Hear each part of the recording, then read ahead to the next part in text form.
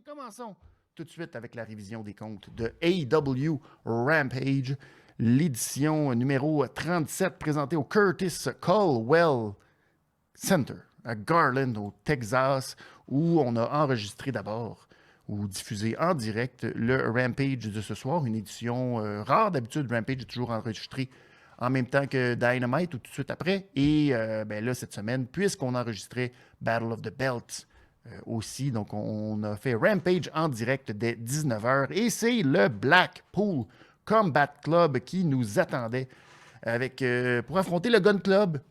Pour un Gun Club qui, on sait, n'a jamais perdu en match de trio. Alors, c'est très important. C'est parce qu'on ne les voit jamais, ils sont toujours à Dark. Alors, c'est comme ça. Et c'était un défi de taille que d'affronter le nouveau Blackpool Combat Club avec la vedette de ce club. Non, ce n'est pas Bryan Danielson. Non, ce n'est pas Jon Moxley. Je pourrais même rajouter que ce n'est même plus William Regal. C'est le favori de la foule, Wheeler Yuta, qui encore une fois a été mis fabuleusement de l'avant dans ce match hier soir, ou ce soir, pourquoi je dis hier soir? C'est ce soir. Oui, tu vois, SmackDown m'a fait vivre 2 années. Alors, William Regal, qui a même fait son entrée en compagnie de Wheeler Yuta, la nouvelle recrue. Donc, c'est pas rien. Il a l'approbation du clan. La foule est derrière lui. Les petits guns, Austin et Colton, vont à manger une maudite durant une bonne partie du match. Une chance que Papa, lui, il est là, n'est pas intimidé. Le vétéran et réussit tout de même à tenir tête à Danielson et à Moxley. Moxley qui vont finalement réussir à sortir les petits guns. Surtout Moxley qui va imiter beaucoup Randy Orton avec un cutter et un... Ce n'était pas le Draping Double DDT, mais la version Double DDT qui était très similaire à Randy Orton. Donc, il a comme un peu volé le playbook de Randy Orton pour ce match. Et finalement, ben, ça nous a donné Billy Gunn qui a affronté Wheeler Yuta. Il pensait aller chercher rapidement la victoire après un side slam, mais non, la résilience de Yuta lui a permis de s'en sortir et par la suite, avec un German suplex renversé en pont, mais bien effectué, est allé faire le roll-up pour aller chercher la victoire en presque 10 minutes de combat. Donc, beau combat pour le Blackpool Combat Club. Première fois que le trio, justement, était ensemble. Et pas grand-chose à dire sur ce match, sinon que Wheeler Yuta, fantastique. Les choses vont très bien. La foule embarque. Et il ne peut qu'il y avoir de belles choses. Maintenant, on va voir comment on va booker Wheeler dans les prochaines semaines, dans les prochains mois. Quel match important. Est-ce qu'il va y avoir de la rivalité, des frictions? On ne le sait pas, mais on ne peut que s'attendre à de belles choses. La foule embarquée, ça marche. Donc, j'ai donné 3,25. C'était quand même pas un match incroyable à aller revoir, mais la performance de Wheeler Yuta avec la foule et tout qui est derrière lui, c'est positif. Donc, je mets ça aussi dans la colonne des actifs. Ça commençait très bien, ce Rampage, et on a poursuivi un petit match rapide que je ne comprends pas exactement pourquoi et c'était quoi l'utilité. Sinon, ceux qui n'étaient pas convaincus que The Butcher était un personnage vicieux, personnage qui était tough. Je sais pas, parce qu'il va affronter Wardlow. Vous savez, il a été payé par MJF pour affronter Wardlow la semaine prochaine. Eh bien, The Butcher cette semaine contre Barrett Black, eh bien, ça a pris un petit 50 secondes et il lui a... il l'a pété. Qu'est-ce que tu veux? C'est comme ça. Il est allé chercher la victoire, The Butcher. Alors, victoire du Butcher. Ça n'a rien donné. Je n'ai même pas besoin de mettre une note là-dessus. Il y a des gens qui avaient des doutes, je sais pas, peut-être à cause des Swanton Bomb de Jeff Hardy, on pensait que The Butcher avait perdu son lustre. C'est possible. Mais non, il n'a pas perdu de lustre. Bref, adversaire dangereux pour Wardlow ce mercredi à Rampage. Ensuite, on a eu une petite promo qui a un tantinet déçu la foule et vous allez comprendre pourquoi. Parce que Dustin Rhodes, le frère aîné de Cody, qui a pris la parole en coulisses pour nous dire que, bon, il est pas mal sur ses derniers 1000. Alors, lui, peut-être sa dernière chance de monter vers le sommet. Il y a eu une guerre contre Lance Archer, où il a prouvé qu'il était meilleur que lui, ce qui fait qu'il s'est monter dans les rankings, est allé prendre la place dans le top 5 des rankings de Lance Archer. Mais là, il n'y a pas de choix. Il veut se prouver, il veut monter dans les rankings et il a un dream match en tête parce que vous savez qu'il y a un autre gars qui lui aussi est en train de tranquillement monter vers les rankings, ou dans les rankings, je devrais dire. Et son dream match pour la semaine prochaine, c'est CM Punk. Eh bien, il défie le Best in the World d'affronter le Natural la semaine prochaine à Dynamite sur TBS. Et bien là, la foule était comme « Ah oui, non, ça va être la semaine prochaine, ça ne sera pas ici. Oh. » J'étais un peu déçu de ça, la foule, malheureusement. Mais, que voulez-vous, c'est comme ça. Ça sera donc à Dynamite cette semaine. Dustin Rhodes qui va affronter CM Punk, ce qui devrait être un autre très bon match. Il reste, je pense que CM Punk là, il est à quelques étapes justement de monter. Donc, on devrait voir là, CM Punk se rendre jusqu'au sommet pour Double or Nothing. Aïe, aïe, aïe. Si ça n'aurait pas été fou. Déjà, de penser Double or Nothing, CM Punk, match pour le titre All Elite. Oh, mon petit cœur. Incroyable. Qui l'eût cru? C'est c'est de toute beauté. On passe maintenant au prochain match qui met aux prises Ruby Soho et Robin Renegade pour se qualifier pour le tournoi de la Owen Hart Foundation. Et c'était très rigolo ce match parce que c'est pas un match qui va passer à l'histoire. C'est pas un match qui va rester gravé dans nos souvenirs. Mais j'ai jasé sur Messenger avec Pee-Wee qui regardait lui aussi le combat. Puis il dit comment c'est que Ruby Soho, elle a autant de misère contre Robin Renegade, dont on se sac-tu pas, toi, de Robin Renegade? Et là, ben, moi, de lui dire, mais Robin Renegade, c'est quand même une fille qui a une sœur jumelle dans la lutte.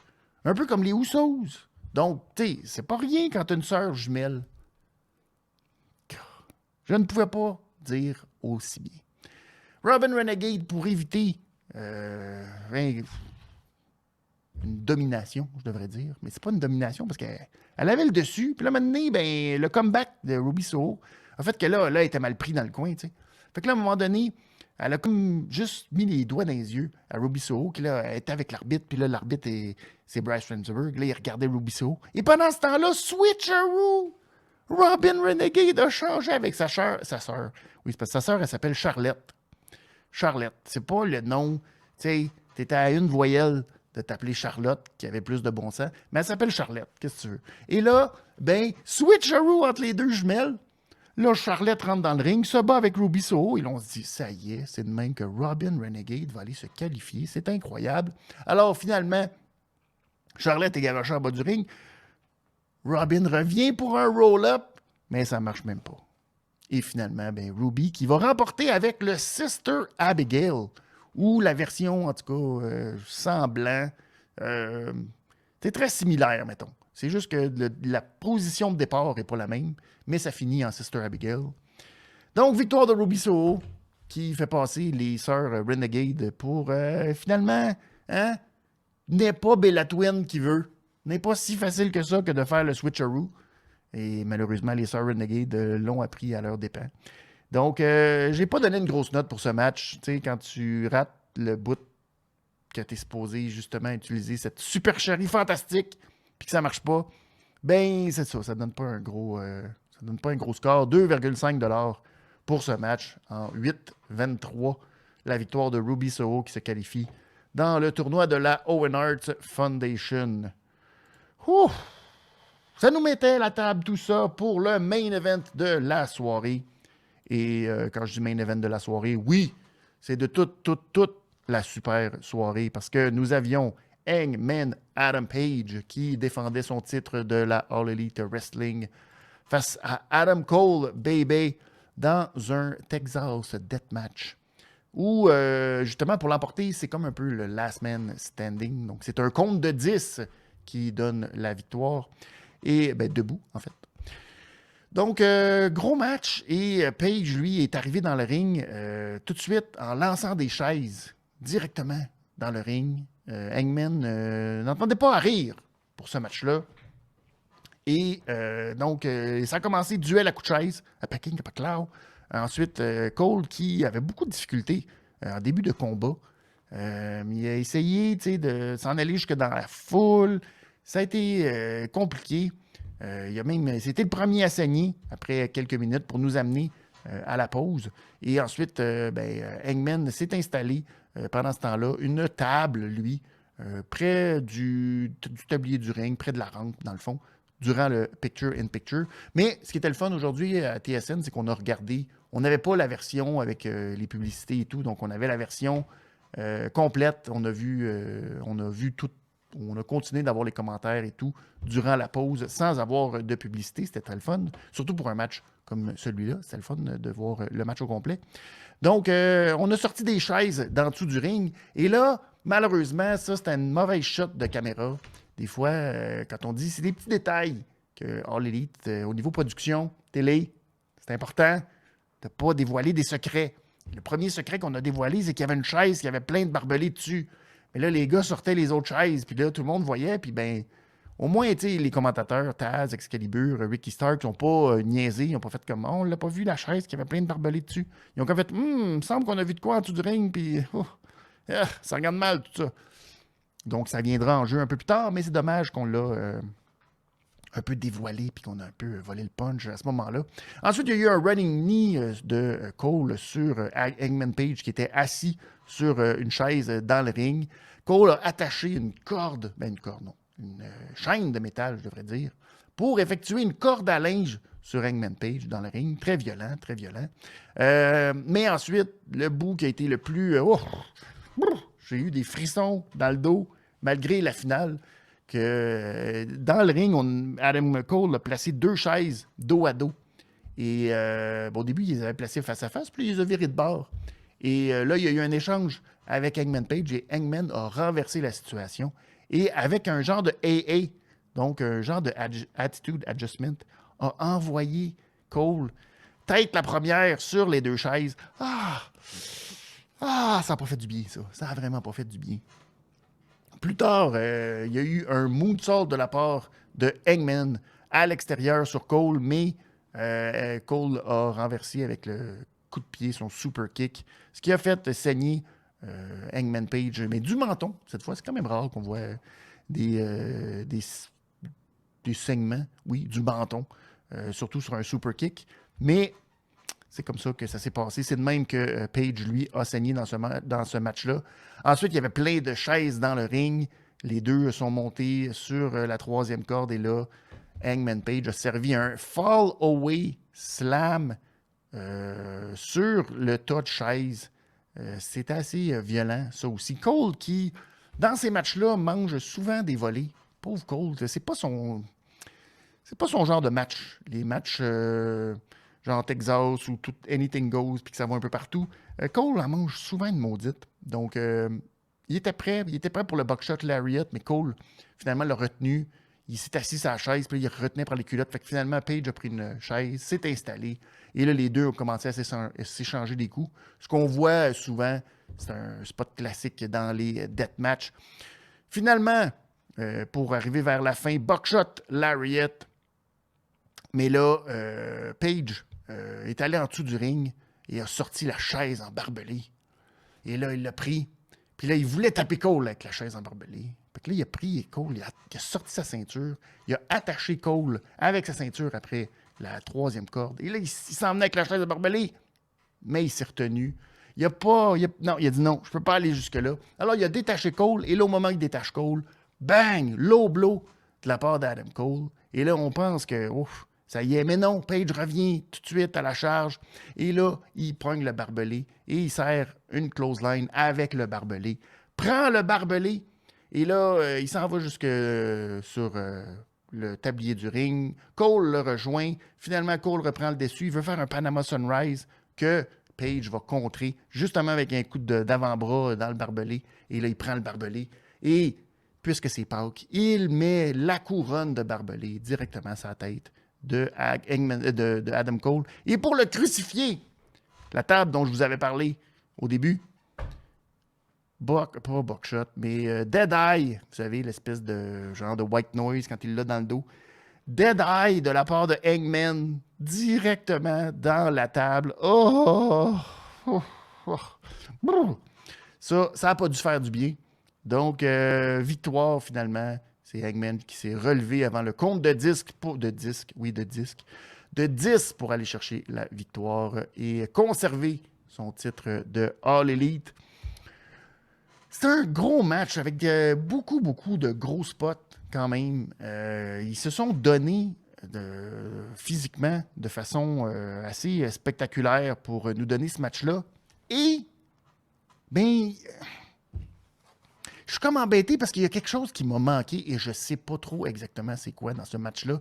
Il y a quelque chose où tout le long, je ne sais pas si c'est Adam Cole qui, tu sais, il n'a pas été construit super bien dans les dernières semaines. Il n'a pas été comme, tu sais, oui, il a gagné des matchs, mais c'était tout le temps trichant. Puis, tu sais, c'était toujours avec Red Dragon. Puis, il y a quelque chose qui, je sais pas, la première défaite, puis là, Cole n'avait pas l'air d'être le Cole, je veux dire le Cole NXT, mais le Cole que tu fais, c'est presque sûr, tu sais, il est calibre et tout. Il avait pas l'air, il avait l'air comme, il avait l'air une grosse coche en dessous, puis pourtant, il n'est pas une coche en dessous. Mais il y a quelque chose dans ce match-là, je sais pas, il y a quelque chose qui m'a manqué, moi, dans ce match, pour que je fasse comme, oh wow, c'était un excellent deathmatch. Le deathmatch avec Lance Archer, je l'avais trouvé meilleur à ce moment-là. La psychologie, Hangman, qu'il fallait qu'il... Là, Hangman était comme celui vraiment dominant. Il a vraiment beaucoup plus l'avantage sur Cole, qui essayait beaucoup plus de survivre dans ce match-là. Je sais pas, on dirait le fait que c'était Page qui était le champion. Je sais pas. J'ai pas embarqué, j'étais pas investi autant.